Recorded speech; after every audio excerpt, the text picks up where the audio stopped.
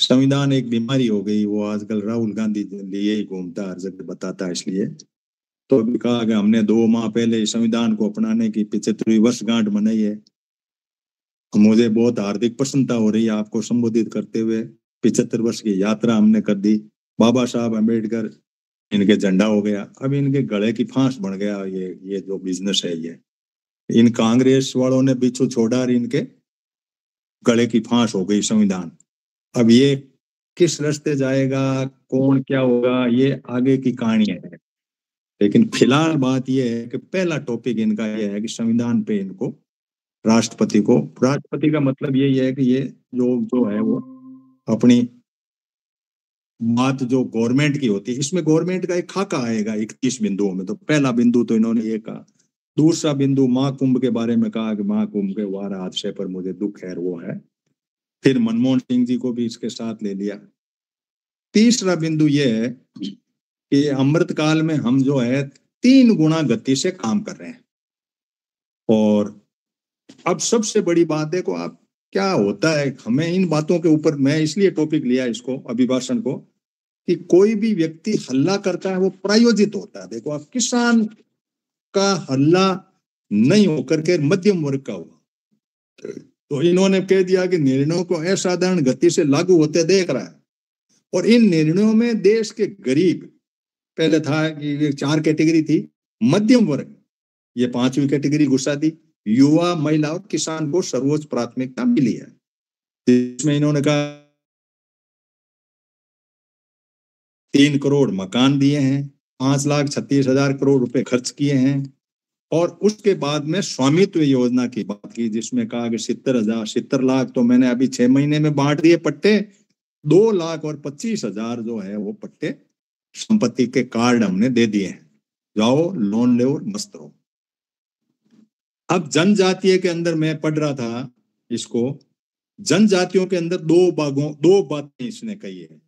धरती आबा जनजातीय ग्राम उत्कर्ष योजना है, कोई मोदी की लॉन्च है। 17 मंत्रालय उसमें पार्टिसिपेंट है और 25 तरह के उसके अंदर प्रयास है। वो 25 की लिस्ट तो मैंने नहीं देखी, मंत्रालय देखे सब, ये ग्रामीण विकास, ये सारे मंत्रालय जो है।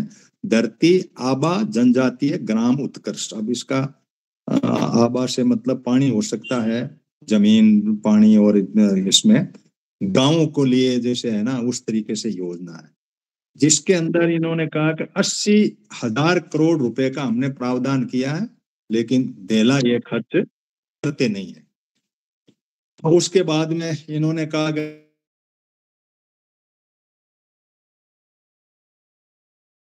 हुआ है, इन्हें हर वर्ष 5 लाख रुपए का हेल्थ कवर हम देंगे। बाद में इन्होंने मुद्रा लोन की बात कही कि हमने 10 लाख से बढ़ा करके 20 लाख कर दिए लोन के बाद। अब पूरे सेशन को आप लोन के क्राइटेरिया में देखना, बजट में देखना, चाहे किसी में देखना, लोन आखिर कहाँ जाएगा, बैंक कैसे होंगे, कैसे क्या होंगे, ये बड़े सवाल है हमारे सामने। अब इन्होंने फिर कहा कि पीएम विद्या लक्ष्मी योजना मेधावी छात्रों के लिए शुरू की गई है, जिसमें 1 करोड़ युवाओं को सिर्फ 500 कंपनियों में इंटर्नशिप के अवसर दिए हैं। और पेपर लीक के लिए कानून बना दिया है, पारदर्शिता का नया कानून इन्होंने सेंटर में बनाया, पेपर लीक नहीं हो इसके लिए सजाएं वगैरह। अब इस विद्या लक्ष्मी मामले में 1 करोड़ युवाओं को है, कैसे कर रहे हैं, ये कर रहे हैं, तो हमारे ग्रुप को ये ध्यान रखने की जरूरत है। एक इन्होंने सहकारी से समृद्धि की जो भावना, इसमें तिरभुवन सहकारी यूनिवर्सिटी की स्थापना है, तो गुजरात में लगा रहे हैं, ये यूनिवर्सिटी बन रही है, इसमें कई कोर्सेज आएंगे और इसके अंदर एडमिशन वगैरह हो गए थी, यूनिवर्सिटी काम करेगी। फिर प्रधानमंत्री ग्राम सड़क योजना का 4था चरण चल रहा है, जिसमें 70,000 करोड़ रुपए स्वीकृत किए हमने। और ये अटल जी का जन्म शताब्दी समारोह है, इसलिए हम इसमें बढ़ चढ़ के हिस्सा लेंगे। देश में अब तक 71 वंदे भारत, अब 3 तरह की रेलें हैं, ये ध्यान रखने की बात है। कई लोगों को पता ही नहीं कि रेल का ढांचा क्या, पहले अपन तो वो तो जानते हैं, फर्स्ट क्लास, सेकंड क्लास और ये, लेकिन तरह की रेल कैटेगराइजेशन के, नमो भारत ट्रेन जो है वो पहली ट्रेन शुरू की है, वो अहमदाबाद से भुज के बीच में शुरू की है। इसमें 71 तो वंदे भारत में की है जो हाई फाई लोगों के लिए है, और अमृत भारत एक और रेल है, और नमो भारत है जो गरीबों के लिए है, जो अभी पहली रेल अपनों ने पिछले 6 माह में 17 वंदे भारत एक नमो भारत ट्रेन को जोड़ा गया है। वन नेशन वन इलेक्शन पे हम काम कर रहे हैं। वक्फ अधिनियम संशोधन जैसे कई महत्वपूर्ण विषयों भी सरकार तेज गति से बढ़ रही है। ये सारे जो चैप्टर है ना, ये हमें खाके में रखना जरूरी है कि सरकार की दिशा क्या है। चौथा पॉइंट इनका यह है कि कार्यकाल में विकसित भारत की यात्रा है, जिसमें जन भागीदारी का सामूहिक साध्य, देश की आर्थिक स्थिति का रोड मैप, डिजिटल क्रांति, आधुनिक इंफ्रास्ट्रक्चर और दुनिया की तीसरी ताकत बनना, उड़ान की यात्रा वो आ जाना, सुशासन समृद्धि और ये हो जाना, रिफॉर्म परफॉर्म और ट्रांसफॉर्म, ये बार बार आया। रिफॉर्म तो ये कानून वगैरह कर रहे हैं, फिर उसके बाद में परफॉर्म करना यानी खुद करना, और ट्रांसफॉर्म कर देना यानी पूरे ढांचे को बदल देना। उसके हिसाब से संकल्प को तेज गति से आगे बढ़ा रही है। सबका साथ हमारा नारा है। फिर पांचवा बिंदु है अंतिम अंत्योदय के पास में कैसे पहुंचे ये।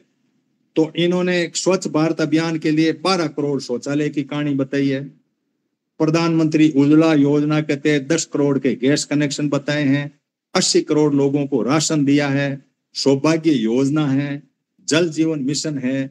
इनके तहत हम गरीब को भला कर रहे हैं, जिससे 25 करोड़ लोग गरीबी से ऊपर आ गए। देश का खाका पूरा नॉलेज में नहीं होता है तो राजनीति करने का आधा आता है, क्योंकि ये इनका प्रचार तंत्र है। छठा बिंदु जो है वो इन्होंने कहा कि हमने मध्यम वर्ग का, अब ये मध्यम वर्ग को लाए हैं। अब मध्यम वर्ग के लिए इन्होंने कहा कि भाई हमने मध्यम वर्ग के लिए 8वां वेतन आयोग लगा दिया, यूनिफाइड पेंशन स्कीम कर दी, जिसके तहत 50% पेंशन लेने वाले दूसरे जो हैं वो उनका हम स्वागत करते हैं। मिडिल क्लास उन्होंने मोटा मोटा गवर्नमेंट मशीनरी को माना है। लगभग 12 लाख वाली जो थी वो कल मैं सुन रहा था तो वो 1.5 करोड़ लोगों को ही फायदा है। ये टैक्स वाली 12 लाख की जो घोषणा है ना, यानी 1% लोगों को इसका प्रॉफिट है। नाच इतना हो रहा है दिल्ली के चुनाव के तहत इन्होंने इस बात को बड़ा पुरजोर, मध्यम वर्ग के लिए घर का सपना लोन दे देंगे। रेरा जैसा कानून बनाकर मध्यम वर्ग के सपने की सुरक्षा दी गई है।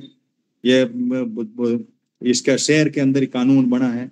लोन पर सब्सिडी दी जा रही है।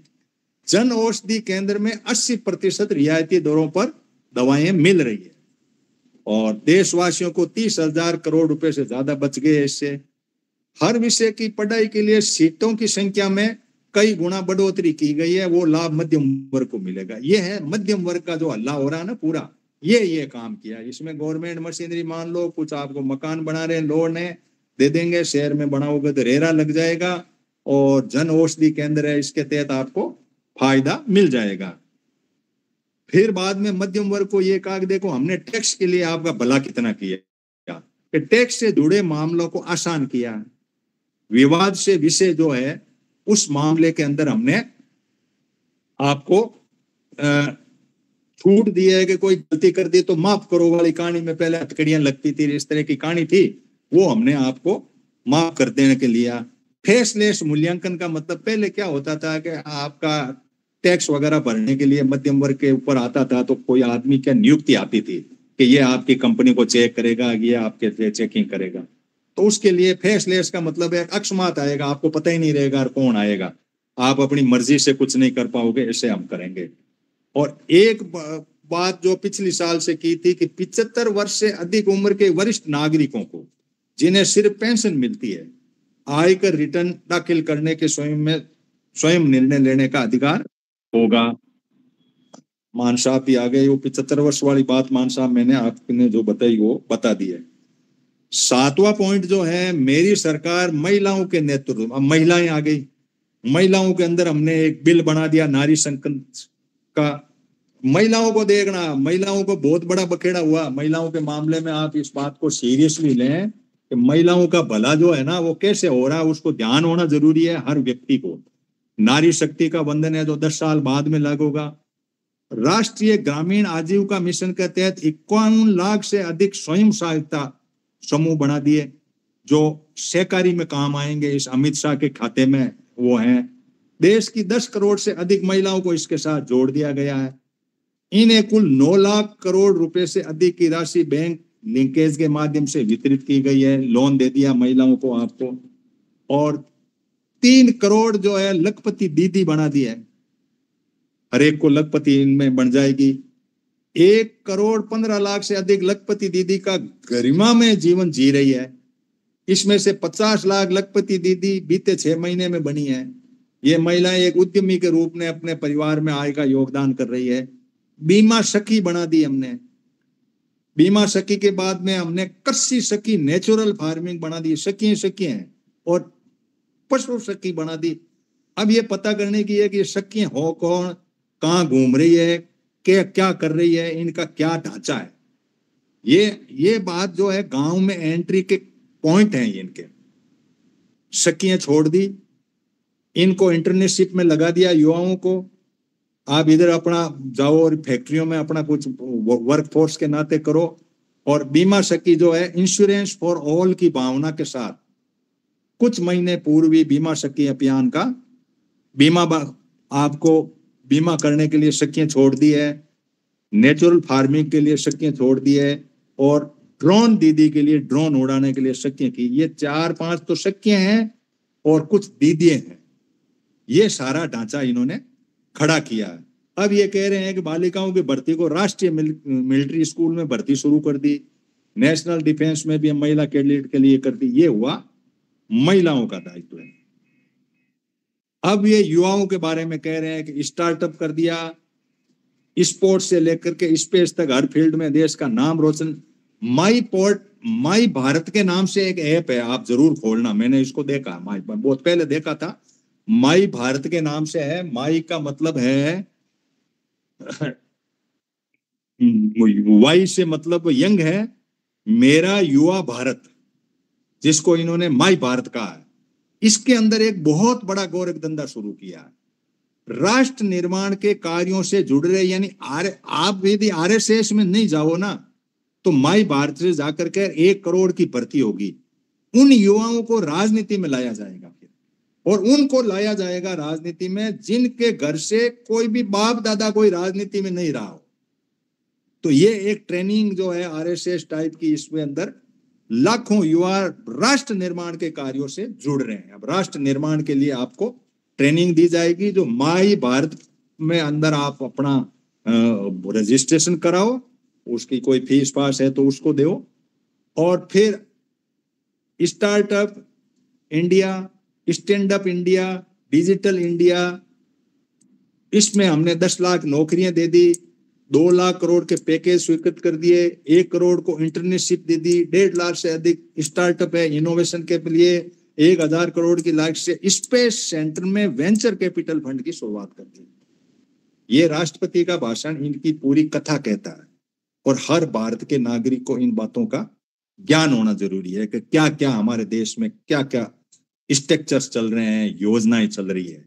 अब युवाओं की मैंने आपको 5-4 तो सखियां हो गई, कुछ दीदी हो गई, कुछ माई भारत के अंदर हो गया। ये युवाओं को सेटअप है, बाकी को इंटर्नशिप में अंदर लगा दिया। ये आपकी, और 10 लाख स्थायी नौकरियों के लिए हमने जो है प्रदान किए। 10 की नहीं है, झूठा है फिगर, वैसे ये 8 पॉइंट समथिंग है, हाँ वो भी पूरी नहीं हुई है। अब इन्होंने शिक्षा नीति के बारे में बात कही कि शिक्षा नीति के अंदर इन्होंने एक बात ये कर दी कि मुझे इस बात पे बड़ा पंच होता है कि 13 भारतीय भाषाओं में आयोजित होगी परीक्षाएं, तमिल भलम ये करके सारे पंजाबी सब करके। तो ये कोई बात पकड़ में नहीं आती कि आप इंटरनेशनल फौज जो अंग्रेजी के मार्फत एंट्री हो पा रही थी, वहां होने में बड़ी प्रॉब्लम आएगी। आप 13 भाषाओं में क्या पढ़ा। 10,000 से अधिक स्कूलों में अक्कल टिंकरिंग लैब्स लगेगी।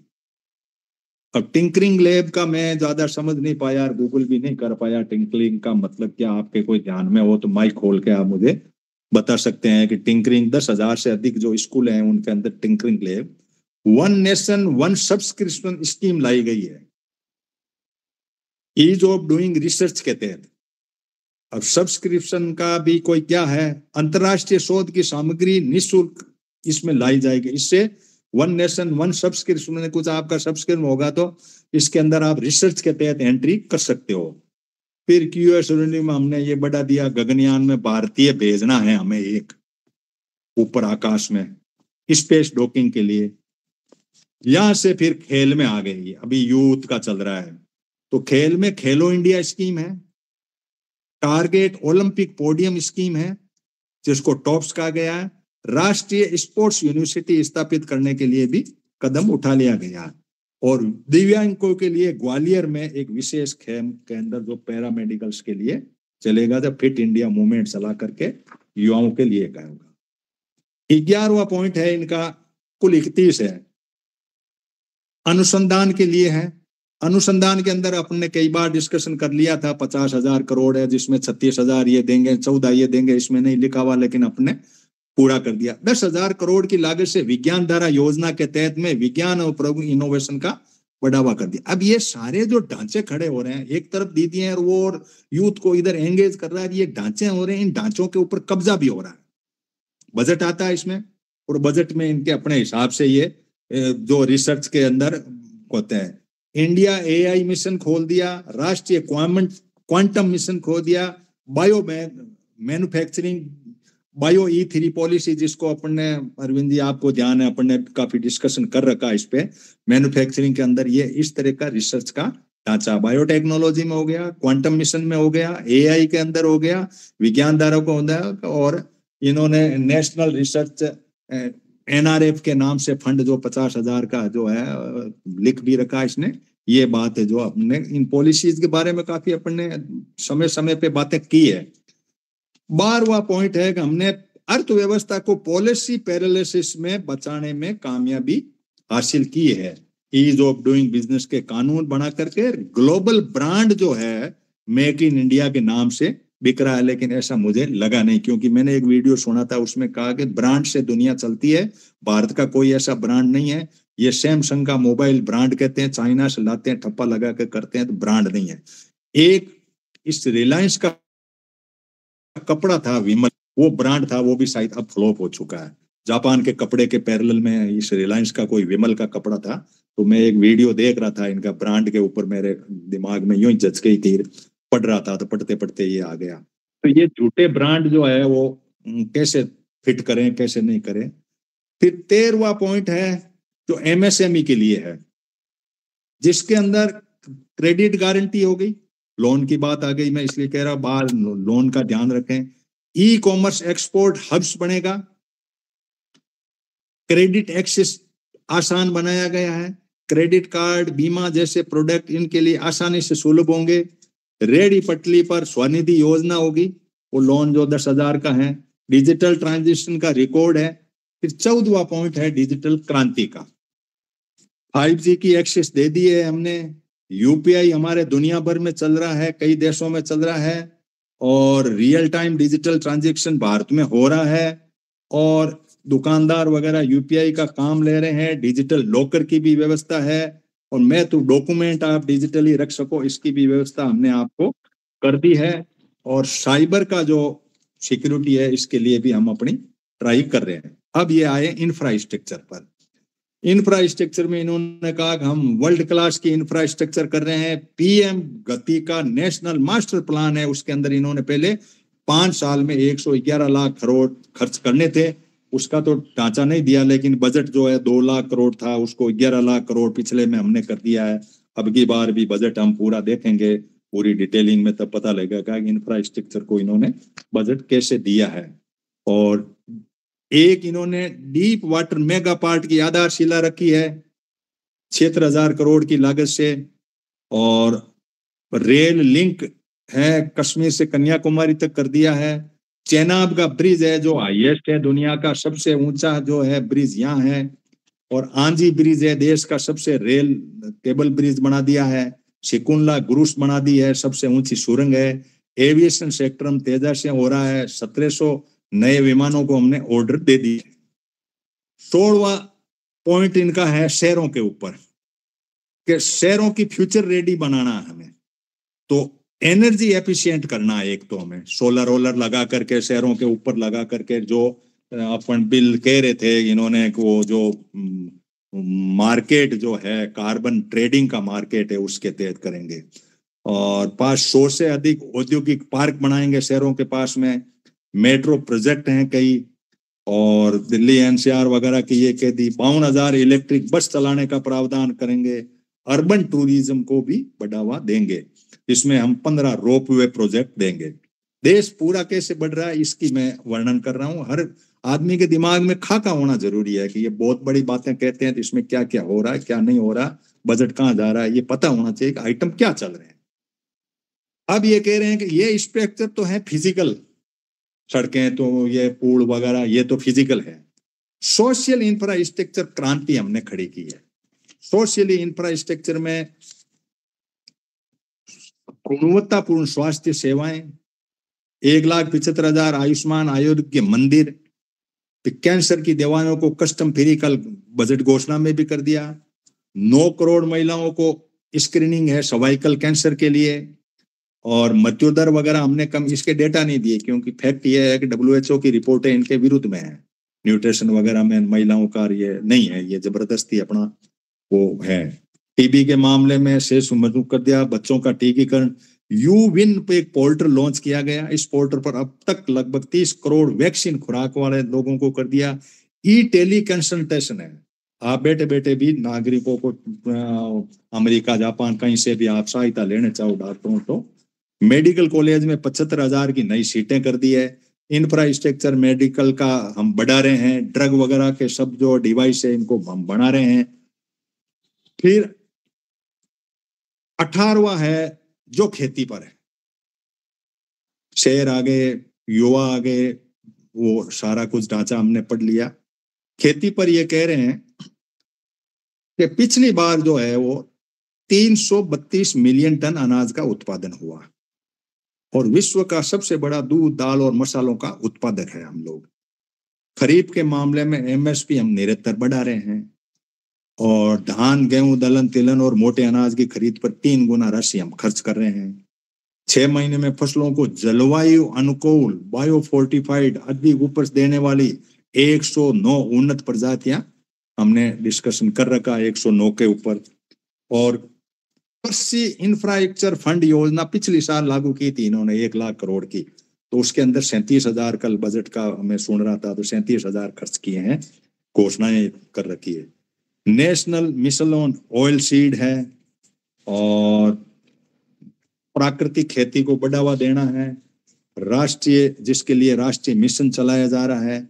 विशेष पैकेज जो DAP और इनकी उपलब्धता के लिए इसका बढ़ा दिया है। मत्स्य पालन के लिए 11 एकीकृत एक्वा पार्क बनाए हैं। तो क्लस्टर का सिस्टम जो है ना वो खेती में ही नहीं है, मछली में भी है। वो पार्क बना दिया, किसी को चाबी पकड़ा दी, इसमें से जो मछलियां निकाल ले तुम। फिर 19वां जो है मौसम के ऊपर है कि मिशन मौसम, अभी महीने भर पहले मोदी जी ने इसको लागू किया था। और रिवर इंटरलिंकिंग के अंदर ये बात विशेष है, कैलाश आप सुन रहे और वो अलवर वाले ये भी लग रहे हैं।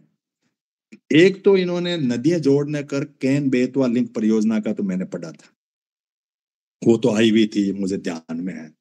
लेकिन एक इन्होंने ये टांग घुसा दी कि मध्य प्रदेश और उत्तर प्रदेश के इलाकों, उसमें तो वो लोग होंगे संशोधित, ये इसका कोई नाम ठाम चेंज कर दिया इन्होंने अभी, इस पार्वती वाला जो है ना ERCP का नाम, तो ERCP से वो पार्वती काली सिंध संबल लिंक किया था। अब इन्होंने कोई राम सेतु ऐसा कुछ नाम चेंज किया है, लेकिन इसमें पार्वती काली सिंध चंबल है, संशोधित लिख दिया। तो इसमें राजस्थान और मध्य प्रदेश में सिंचाई और पीने के पानी की आवश्यकता की पूर्ति होगी, ये नदी लिंक के अंदर इनको मान रहे हैं। अब जब सेंटर के अंदर नदी लिंक मान रहे हो यदि आप, तो इसको राष्ट्रीय परियोजना घोषित करने की मांग थी इनकी मांग थी। वो सरदार जी वो बात करते रहते हैं मेरे से, तो मैंने कहा भी था, मैंने कहा यार ये राष्ट्रीय योजना लागू हो जाए तो बात खत्म हो जाए। लेकिन अब इसमें यदि लिया है राष्ट्रपति के अभिभाषण में कि भाई ये जो सिंचाई परियोजना को पूरा करने के लिए 12,000 करोड़ रुपए की अतिरिक्त राशि भी स्वीकृत की गई है। एक राशि कहाँ से आई है, लेकिन ये राष्ट्रीय परियोजना घोषित हो जाती है यदि इसको नदी जोड़ो योजना में यदि करते हैं तो पैसे अलग बात है, पैसा तो कोई दे सकता है, एड दे सकता है, लेकिन राष्ट्रीय परियोजना जब घोषित हो जाती है तो उसका मायना अलग होता है। 8 लाख 20वां पॉइंट है सहकारी के मामले में, 8 लाख सहकारी संस्थाएं उनके 29 करोड़ हितधारक सदस्य ग्रामीण भारत के करीब 90% क्षेत्र का प्रतिनिधित्व करते हैं। ये अमित शाह का शासन, मोदी का शासन इंटरनेशनल है, अमित शाह जी का शासन जो है गांवों के ऊपर केंद्रित है। शहर में भी हम सहकारी संस्थाओं का विस्तार करेंगे। सहकारी सेक्टर के आर्थिक सशक्तिकरण, नाबार्ड वगैरह को कह दिया, लोन जो है इनकी सहकारी बैंक है, इनको इनमें आरबीआई के अंडर में ले ली गई है कानून बना करके। 5,000 करोड़ का फंड भी इन्होंने अलॉट कर दिया था इनको। इस तरीके से ये सहकारी को बढ़ावा देने की बात कह रहे हैं।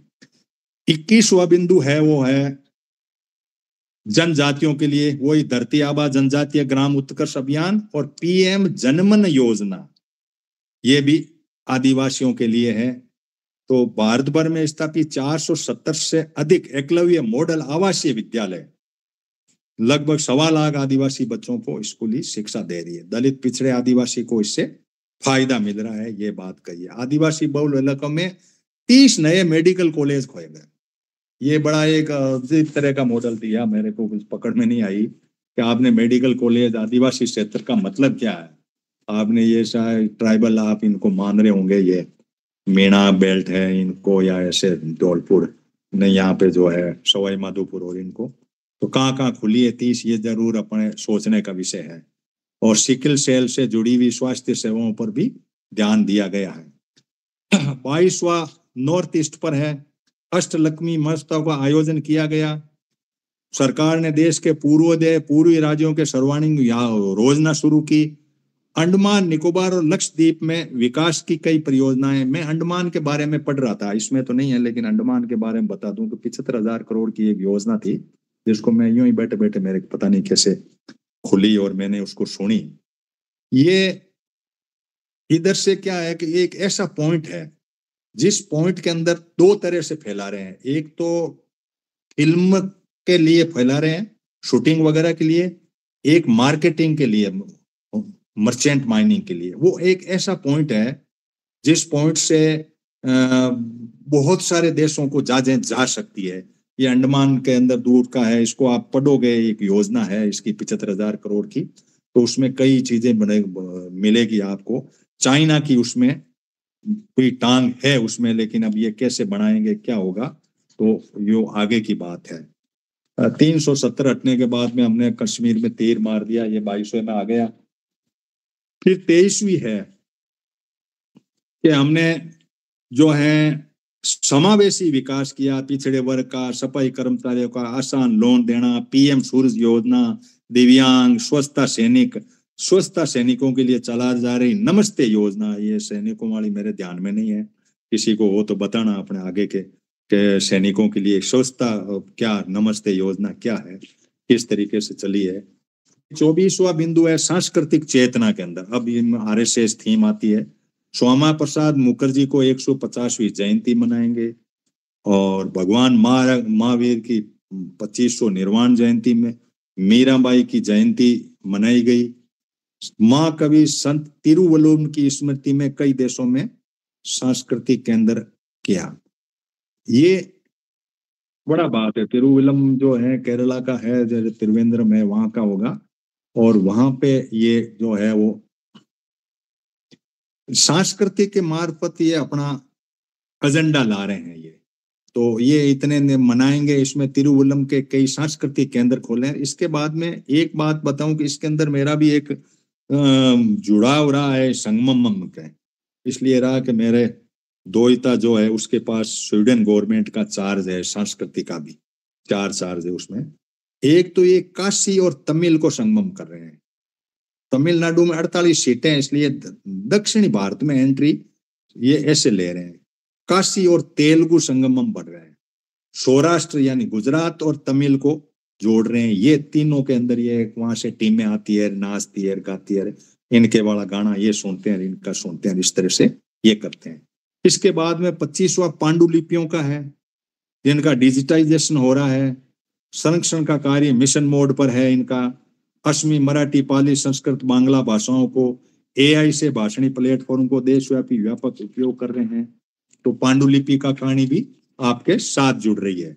सांस्कृतिक मंच के अंदर एशियाई बौद्ध देशों को आपस में जोड़ने के लिए मेरी सरकार ने पहली एशियाई बुद्धिस्ट कॉन्फ्रेंस का आयोजन किया। पिछले वर्ष वर्ल्ड हेरिटेज कमेटी की बैठक का आयोजन किया हुआ, जिसमें 140 देशों ने भाग लिया। अंतरराष्ट्रीय योग दिवस भी हो रहा है। ये एक पैरेलल एजेंडा है, पांडुलिपि है, सांस्कृतिक है, ये बुद्ध का है। ये अब 3-4 ही बच रहे हैं। 27वां है रिफॉर्म, परफॉर्म और ट्रांसफॉर्म के मामले। इसमें कानून को निरस्त किया हमने, दंड संहिता को बदला, न्याय संहिता की इस बारे में जन विश्वास का बिल लाए, जन भागीदारी के लिए लाए। 40,000 से अधिक नियमों को हमने सरल कर लिया। आकाश, ये कानून के जितने बदलाव है वो 27वां है। तो आई गोट कर्मयोगी डिजिटल प्लेटफॉर्म सुशासन के लिए बना दिया। 2 करोड़ से अधिक प्रशिक्षण पूर्ण कर दिए। ये है। 28वां है कि वल्लभ भाई पटेल की 150वीं जयंती मना रहा है देश, और प्रेरणा से मेरी सरकार राष्ट्र प्रथम की भावना से लेकर आगे बढ़ रही है। सीमाओं की रक्षा, अंतर्राष्ट्रीय सुरक्षा निश्चित करने की सरकार ने ऐतिहासिक कार्य किया। रक्षा क्षेत्र में आत्मनिर्भर के लिए हमने 2 युद्धपोत और 1 पनडुब्बी जो है लोगों को बेच दी है। डिफेंस स्टार्टअप भी हमने प्रोत्साहन दे दिया, आत्मनिर्भर और ये कर दिया है। और गांवों के अंदर हमने सीमा पर जो गांव है उनको प्रथम गांव कहा गया है, और उनके अंदर उन्होंने वाइब्रेंट विलेज के नाम से बजट जो है उनमें वामपंथी उग्रवाद को हमने खत्म कर दिया। अब सिर्फ 38 जिले ही रह गए हैं। 29वां है विश्व लेवल पे हमारी दमक है। G7 में हमने तीर मारा, क्वाड में मारा, ब्रिक्स में मारा, SCO में मारा, G20 में मारा, और ऐसे हम G20 आलोचन करके ग्लोबल साउथ समिट में, Bharat ASEAN summit, Bharat Mary Kom summit ने भी हमने ग्लोबल साउथ से जुड़े विषय किए। प्रवासी भारतीयों का दिवस मनाया। ये है एक और 6 नए दूतावास और 4 नए वाणिज्यिक दूतावास खोलने का निर्णय लिया गया प्रवासी भारतीयों के लिए। विश्व बंधु, आजकल वो नहीं कहते विश्व गुरु, नहीं कहते विश्व बंधु की छवि, प्रधानमंत्री जी सबने नाम चेंज कर दिया विश्व बंधु। आपातग्रस्त स्थितियों में हम जाते हैं। डिजिटल पब्लिक इंफ्रास्ट्रक्चर हमने साझा किया है सब जगह। 30वां बिंदु है ग्रीन फ्यूचर, ग्रीन जॉब्स की तरफ ले जा रहे हैं। बिजली हम करेंगे, सूर्य ग्रह, राष्ट्रीय ग्रीन नाइट्रोजन मिशन, परमाणु ऊर्जा, 500 गीगावाट नॉन पैसिवली, वाइन की स्क्रैपिंग पॉलिसी जो है पहले लागू हो गई थी, जिसमें आप ट्रैक्टर वगैरह का ध्यान रखो, आपको सड़कों पर चढ़ाते हुए ध्यान करना पड़ेगा कि आपकी ये समस्या खड़ी हो सकती है। 31वां तो इन्होंने कहा हम संकल्प लेते हैं, वो लेते हैं। ये तो हुआ साहब राष्ट्रपति जी का उद्बोधन, जो भारत सरकार की दिशा और दशा इसमें दर्शाई गई। अब हमारे पास में आर्थिक सर्वेक्षण में, उसमें मैं 1 ही मिनट में अपनी बात को रख के इसके बाद समाप्त करूंगा। आर्थिक सर्वेक्षण का एक तो इन्होंने कहा भाई हम 6.3 से लेकर के इतनी ग्रोथ 6.8 तक की हमारी ग्रोथ रहेगी। 6.3 माने 6%, अच्छी ग्रोथ बताते हैं। दुनिया में किसी की नहीं है, इसलिए हम कह सकते हैं कि भाई ग्रोथ नपता, वो तो मान साहब वगैरह सब जानते हैं कैसे नपता है, क्या होता है। मोटी बात इन्होंने ये कही कि एग्रीकल्चर के ऊपर हमारी ग्रोथ अच्छी है, 1% बढ़ी है, और जब से कोरोना है वहां से लगातार बढ़ रहे हैं हम एग्रीकल्चर पर। एग्रीकल्चर पे इनका बड़ा केंद्र बिंदु हो गया है। एग्रीकल्चर को एक इंडस्ट्रियलाइजेशन सेटअप के कॉमर्शियल माइंडसेट से ईज ऑफ डूइंग बिजनेस के तहत किस तरीके से करके एक्सपोर्ट को बढ़ाया जाए, ये एग्रीकल्चर माइंडसेट इनका बन रहा है। इसके अंदर मोटी मोटी बात ये है, वैसे 500 पेज की रिपोर्ट है। शुरू का जो पेज था वो यही कह रहा था कि देखो चीन के अंदर ये गफलत हुई, हम पहले वाली सरकारों ने चीन के साथ टाइप ज्यादा कर दिया, माल ज्यादा आ गया, जबकि माल आज ज्यादा आ रहा है। सरकारों का कुछ नहीं, क्योंकि माल है भाई, रॉ मटेरियल ही नहीं है तो क्या बने, कोई चीज ही क्या बनाओ। आपके पास सोलर प्लेट बनाओ किससे, लिथियम आप जम्मू कश्मीर गए थे वहां आप ही खोद ही नहीं पाए। जब तक अडानी जी नहीं खोदे तब तक होता नहीं है, टेंडर प्रोसीजर वगैरह होकर के सब कुछ। कोबाल्ट वगैरह इधर है तो इसमें ओमेंटिंग में तो माइनिंग वाला अभी ढांचा अदर जूल में ही है, लेकिन हवाई किला बना रहे हैं। ये है उसका। अब मैं बजट पे आ जाऊं। बजट पे वैसे मान साहब आए हुए हैं, ज्यादा टिप्पणियां ये कर पाएंगे। शॉर्ट का बजट में ये कह दूं कि ये बजट एक्चुअली 4 भागों में बांटा गया।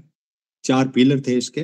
पहला पिलर एग्रीकल्चर था, दूसरा पिलर इनका MSME था, तीसरा इनका इन्वेस्टमेंट था, और चौथा इनका एक्सपोर्ट था।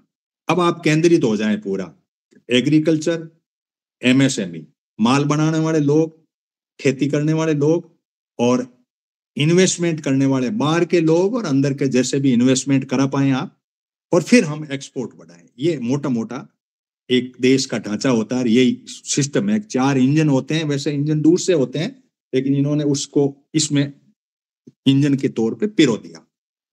एग्रीकल्चर के मामले में मेरा अपना चिंतन यह है कि एग्रीकल्चर के अंदर तो इन्होंने इस प्रयास किया, क्योंकि इनको एग्रीकल्चर की एक्सपोर्ट करनी है, इनको एग्रीकल्चर को पूरी की पूरी को अडानी को देना, इसलिए वो बजट तो इनका दिया हुआ है। किसान के लिए 3 तरह के बजट दिए इन्होंने। अब लोग कल से इस बात के लिए जिद्दोजहद कर रहे हैं कि किसान को क्या, किसान इसमें नहीं है। एग्रीकल्चर के अंदर जो भी एग्रीकल्चर का अब ये जो ढांचा खड़ा हुआ है कि एग्रीकल्चर के स्टोरेज वगैरह दूसरे तीसरे बन के सारा करके, उड़ान रेल, किसान रेल, ये जो कुछ भी इंफ्रास्ट्रक्चर हुआ खड़ा किया गया, लोन किया गया, एग्री इंफ्रा फंड बनाया गया, ये सारे फंड किसके लिए खर्च हो रहे हैं कि किसान के लिए। किसान के लिए 3 बातें हैं। 6,000 रुपए डायरेक्ट किसान को मिलेंगे, किसान को केसीसी का लोन 3 लाख से 5 लाख है, जमीन गिरवे रख दो, आपकी जमीन हम आराम से छीने, वो बात कर दी। आप घर का मकान के लिए स्वामित्व योजना के तहत आपको वो पट्टा दे देंगे, जिसके तहत आप बैंक में जाके लोन ले आओ। 2 भाग तो लोन में, मकान को गिरवी रख दो, खेत को गिरवी रख दो, हम आपको लोन दे देंगे। और अब आप यदि गफलत में हो तो हम आपको 6,000 रुपए दे देंगे। और फिर भी भूख वाली बात हो तो चौथा बिंदु 5 किलो अनाज भी देंगे। ये 4 बातें तो है किसान के लिए। बाकी पूरा का पूरा बजट, कंप्लीट बजट, उसको मैं इसमें जोड़ सकता हूं कि फार्मर के जो प्रोड्यूस हैं उनके अंदर प्रोसेसिंग यूनिट का कुछ बजट होगा। मान साहब कुछ बातें जोड़ेंगे इसमें, प्रोसेसिंग के लिए अलग से होता है और इनके लिए बीज और इनके लिए अलग होता है। ये सारा ढांचा जब आपने प्राइवेट को हैंड ओवर कर दिया, 109 बीज देकर के 3 मल्टी स्टेट कोऑपरेटिव के तहत 3 आपने बहुत बड़ी बड़ी मल्टी स्टेट कोऑपरेटिव सोसाइटीज खोली है। एक आप ऑर्गेनिक खेती के लिए खोली है अडानी की गाइडलाइन और निर्देश के तहत। दूसरी आपने बीज के लिए खोली है, सीड के लिए, वो भी उनकी गाइडेंस में जो कॉन्ट्रैक्ट फार्मिंग के तहत बीज होगा। तीसरी आपने एक्सपोर्ट के लिए खोली है। तो तीनों में किसान कैसे होगा? आपके घर में भैंस है, दूध है, आपका दूध आप दे करके फ्री हो गए, आपके पास खेत है, अनाज दे करके आप फ्री हो गए। उसके अंदर वैल्यू एडिशन की बात आए, यदि हम ये चाहें कि भाई हम इसमें कोई ले लें, अब वो टाइम नहीं है कि